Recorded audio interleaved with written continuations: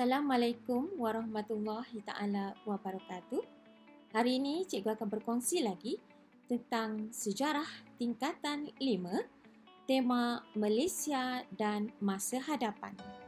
Jom bersama dengan Cikgu Ida. Tajuk hari ini ialah berkaitan dengan tajuk 13, pembentukan Malaysia, bab 5. Jangan lupa subscribe channel Sejarah Cikgu Ida. Terdapat 3 subtajuk yang ingin cikgu kongsikan pada hari ini, iaitu tajuk 5.1, konsep gagasan Malaysia. Kedua, perkembangan idea dan usaha pembentukan Malaysia. Yang ketiga, reaksi tempatan dan negara jiran terhadap pembentukan Malaysia. Berdasarkan standard pembelajaran dalam DSKP, terdapat 3 objektif pengajaran, iaitu pelajar dapat menyatakan konsep gagasan Malaysia.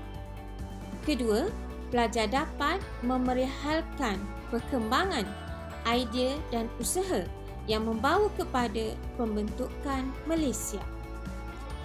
Dan aspek yang ketiga, pelajar dapat menerangkan reaksi penduduk tempatan dan negara jiran terhadap pembentukan Malaysia. Kita pergi kepada satu persatu. Tajuk 5.1, konsep gagasan Malaysia. Idea ini bermaksud menggabungkan beberapa bekas tanah jajahan British di Asia Tenggara. Kedua, membentuk Melayu Raya oleh pandangan gerakan nasionalis sebelum Perang Dunia Kedua. Walau bagaimanapun, idea ini gagal dilaksanakan. Bagi pegawai British, idea gagasan Malaysia ini adalah untuk memudahkan pentadbiran British di Asia Tenggara. Idea gagasan Malaysia juga dicadangkan oleh Tuanku Abdul Rahman Putra Al-Haj. Penggabungan memberi kemerdekaan kepada negara lain dalam satu sistem kerajaan persekutuan. Kita lihat pula perkembangan idea dan usaha pembentukan Malaysia.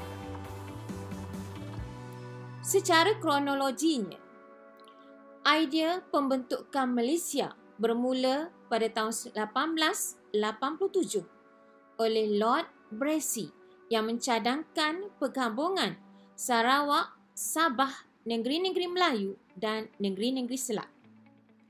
Diikuti pada tahun 1951 oleh Sir Malcolm Macdonald mencadangkan pergabungan Tanah Melayu, Singapura dan wilayah Borneo. Pada tahun 1952, Templer meminta pergabungan wilayah disegerakan bagi tujuan keselamatan daripada ancaman komunis dan pertahanan di Asia Tenggara. Pada tahun 1960, Tory mencadangkan penyatuan Singapura dan Persekutuan Tanah Melayu untuk kepentingan ekonomi. 1906, majalah Al-Ilmam menggesa penyatuan raja dan orang-orang Melayu dalam bidang pendidikan dan pembangunan ekonomi di alam Melayu.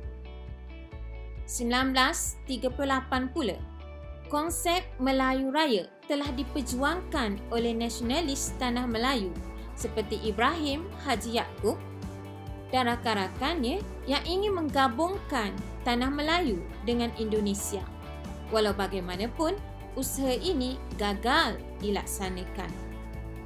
1955, Tuanku Abdul Rahman Putra Al-Haj mencadangkan supaya penggabungan melibatkan Singapura, Sarawak, Sabah, Brunei menyertai Persekutuan Tanah Melayu. Pada tahun 1958, Datuk Mustafa Datuk Harun telah meminta Sabah bergabung dengan Persekutuan Malaysia ataupun Persekutuan Tanah Melayu. 1960, Tuanku Abdul Rahman Putra Al-Haj memaklumkan kepada Lord Peace ingin bergabung dengan Sarawak, Sabah, Brunei dan Singapura. Itulah antara rentetan kronologi tahun berkaitan dengan perkembangan dan usaha pembentukan Malaysia. Secara rasionalnya, idea pembentukan Malaysia merangkumi beberapa faktor. Faktor yang pertama ialah melibatkan faktor keselamatan. Penyatuan Malaysia memberi kuasa kepada kerajaan persekutuan untuk membendung ancaman komunis yang melanda di Singapura. Seterusnya, perkembangan di Sarawak, British juga berharap dapat membendung ancaman komunis. Faktor yang kedua ialah dari segi keseimbangan komposisi penduduk. Pembentukan Malaysia dapat menyeimbangkan komposisi antara bilangan orang Melayu dan orang Cina. Pergabungan ini melibatkan Sarawak, Sabah, Brunei dengan Tanah Melayu. Faktor yang ketiga ialah berkaitan dengan mempercepatkan kemerdekaan. Melalui pembentukan Malaysia dapat merealisasikan rancangan dekolonisasi, iaitu membebaskan tanah jajahan. Seterusnya, mempercepatkan kemerdekaan wilayah Borneo, iaitu Sarawak dan Sabah. Faktor yang terakhir ialah berkaitan dengan pembangunan wilayah. Pembentukan Malaysia dapat membentuk negara yang bertujuan agar wilayah ini bersatu dan meningkatkan taraf hidup pribumi dalam pelbagai aspek seperti infrastruktur, sosial dan ekonomi yang lebih seimbang. Lihat pula tajuk yang ketiga, iaitu reaksi tempatan dan negara jiran terhadap pembentukan Malaysia. Adakah mereka setuju, menyokong ataupun menentang? Untuk makluman semua pelajar, terdapat reaksi tempatan yang terdiri daripada Persekutuan Tanah Melayu, Sarawak, Sabah, Singapura dan Brunei. Diikuti pula oleh reaksi negara jiran yang meliputi negara Indonesia, Filipina dan Thailand. Kita lihat di Persekutuan Tanah Melayu. Reaksi tempatan menunjukkan pembentukan Malaysia mendapat sambutan baik daripada penduduk dan parti politik di Tanah Melayu. Berbeza dengan negara Sarawak, iaitu terdapat yang menyokong dan juga yang menentang. Pada peringkat awal, berjasa pimpinan Datuk Patinggi Abdul Rahman Yaakob dan Datuk Tuanku Haji Bujang menyokong pembentukan Malaysia, diikuti oleh Parti Panas dan Parti Pesaka serta SCA. Terdapat juga parti yang menentang seperti Parti SUPP pimpinan Ong Kee Hui dan Parti Senet pimpinan Stephen Kaloning Kang.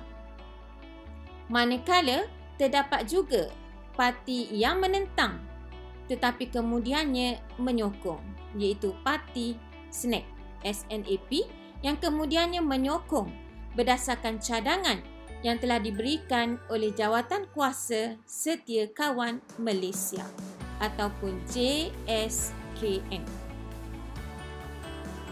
Seterusnya, kita lihat pula reaksi tempatan dalam negeri Sabah.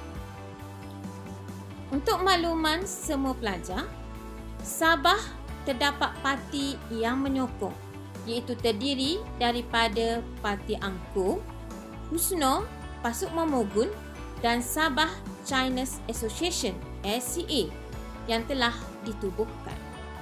USNO di bawah pimpinan Datuk Mustafa Datuk Harun menyokong idea ini. Semua parti kemudian bergabung menubuhkan Sabah Alliance iaitu gabungan ANCO, USNO, Pasuk Momogun dan Democratic Party serta Sabah Indian Congress. Manakala terdapat juga parti yang menentang. Pemimpin Sabah merasakan inginkan kemerdekaan secara berasingan atau membentuk kesatuan negeri-negeri Borneo yang merdeka sebelum masuk ke dalam pembentukan Malaysia. Sabah juga menganggap tanah Melayu terasing seperti Indonesia dan Filipina. Pemimpin tempatan Sabah beranggapan mereka perlu menyesuaikan diri dengan kegiatan politik, pilihan raya dan berkerajaan sendiri seperti yang berlaku di Persekutuan Tanah Melayu. Malah terdapat juga pemimpin tempatan yang beranggapan jarak antara Sabah, Sarawak dan Kuala Lumpur adalah jauh. Para pemimpin akhirnya membentuk Barisan Bersatu yang dianggotai oleh SUPP, Parti Rakyat Brunei dan ANCO. Akhirnya, ANCO menyokong pembentukan Malaysia. Kita lihat pula reaksi tempatan di negara Singapura dan Brunei. Singapura peringkat awalnya di bawah pimpinan Lee Kuan Yew menyokong rancangan ini. Golongan pedagang dan pengusaha industri pula menyokong kerana peluang pasaran yang besar kepada industri mereka. Manakala Parti Buruh Singapura bersetuju tetapi menganggap gabungan ini suatu usaha yang sukar. Terdapat juga parti yang menentang iaitu Parti Rakyat Singapura dan Barisan Sosialis. Mereka menentang kerana menganggap sebagai satu bentuk penjajahan yang baru. Tetapi mencadangkan supaya pandangan rakyat diperolehi terlebih dahulu sebelum menyertai Malaysia. Manakala di negara Brunei, Sultan Brunei iaitu Sultan Omar Ali Saifuddin menerima cadangan pembentukan Malaysia. Peringkat awal rakyat Brunei setuju, tetapi mereka ingin mencapai kemerdekaan terlebih dahulu. Terdapat juga parti yang menentang seperti Parti Rakyat Brunei, pimpinan AM Azhari menentang kerana ingin bergabung dengan Sarawak, Sabah dan Kalimantan Utara. Beliau berpendapat penggabungan ini adalah untuk mengekalkan pengaruh kerajaan British. Seterusnya, beliau bimbang Brunei kehilangan sebahagian besar kekayaannya. Kita lihat pula reaksi yang kedua daripada negara jiran. Negara jiran seperti Indonesia, pada peringkat awalnya Dr. Muhammad Hatta iaitu Naib Presiden Indonesia dan Dr. Subadrio, Menteri Luar Indonesia, mengalu-alukan idea pembentukan Malaysia. Filipina, Presiden Diosdado Pangan Macapagal menentang kerana menuntut wilayah Sabah, walaupun tuntutan tersebut di bawah urusan kerajaan British. Seterusnya, Thailand memberi reaksi yang positif dengan idea pembentukan Malaysia kerana beranggapan akan menguatkan usaha ke arah keamanan di rantau Asia Tenggara.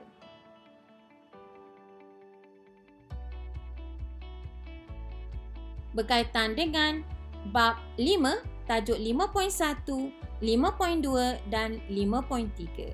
Secara rumusannya, terdapat banyak idea tentang pembentukan Malaysia. Pembentukan Malaysia membuktikan pemimpin dan rakyat mempunyai pemikiran yang jauh untuk merancang masa hadapan yang lebih baik. Pembentukan Malaysia juga mendapat reaksi daripada penduduk tempatan dan negara jiran. Walaupun terdapat penentangan, pembentukan Malaysia ini tetap diteruskan demi kebaikan rakyat.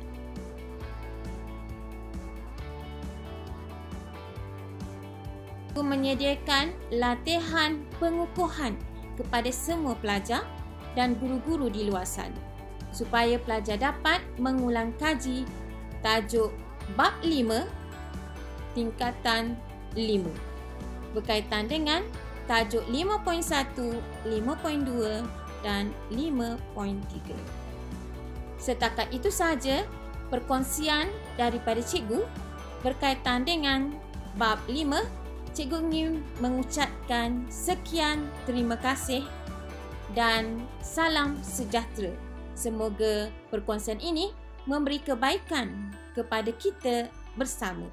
Assalamualaikum warahmatullahi taala wabarakatuh dan terima kasih.